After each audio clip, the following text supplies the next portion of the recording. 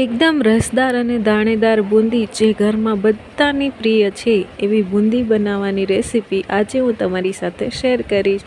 તો બુંદી બનાવવા માટે સૌપ્રથમ એક થાળીમાં ચણાનો લોટ લઈ અને તેમાં પિંચ એવો ફૂડ કલર નાખી અને એમાં પાણી નાખી અને એકદમ સરસ બેટર બનાવવાનું છે, જેમાં એક પણ લમ્સ ન હોય અને એકદમ જાળીદાર બેટર બને એટલું એને મિક્સ કરી અને એને ફેટી લેવાનું છે। તો જો આ બેટર એકદમ તૈયાર થઈ ગયું છે।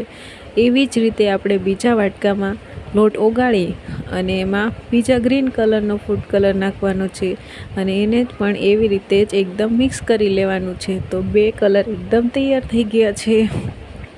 પછી આપણે એક પેનમાં પાણી નાખી અને એમાં ખાંડ નાખી અને એલચી ઉમેરી દેવાની છે। પછી એ ખાંડ ઓગળે ત્યાં સુધી એને એકદમ મિક્સ કરી લેવાનું છે। પછી ખાંડ ઓગળી જાય એટલે આપણી ચાસણી તૈયાર થઈ જાય।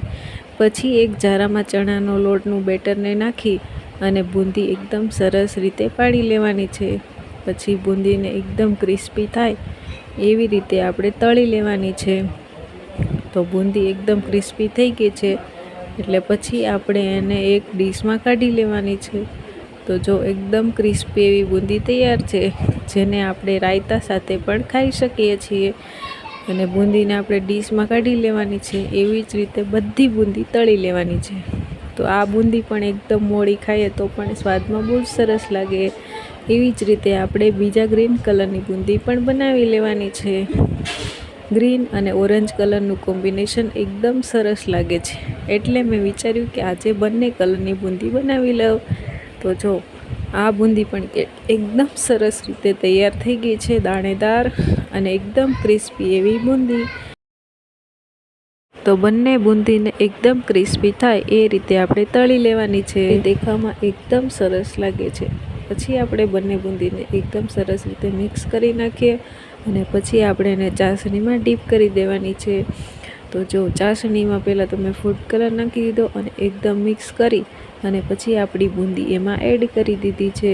અને બુંદી છે ને એ ચાસણીને એકદમ ચૂસી લે ત્યાં સુધી આપણે એને રાખી દેવાની છે। તો જો એકદમ મસ્ત રસદાર એવી બુંદીની રેસીપી તૈયાર થઈ ગઈ છે। જોતાં જ મોઢામાં પાણી આવી ગયું ને। તો જો આવી રીતે આપણે એક થાળીમાં બુંદી કાઢી લેવાની છે અને પછી એને આપણે સર્વ કરવાની છે। તો જો એકદમ રસદાર બુંદી બની છે। પછી આપણે ઉપરથી એના ઉપર તલ ભભરાવી દેવાના છે।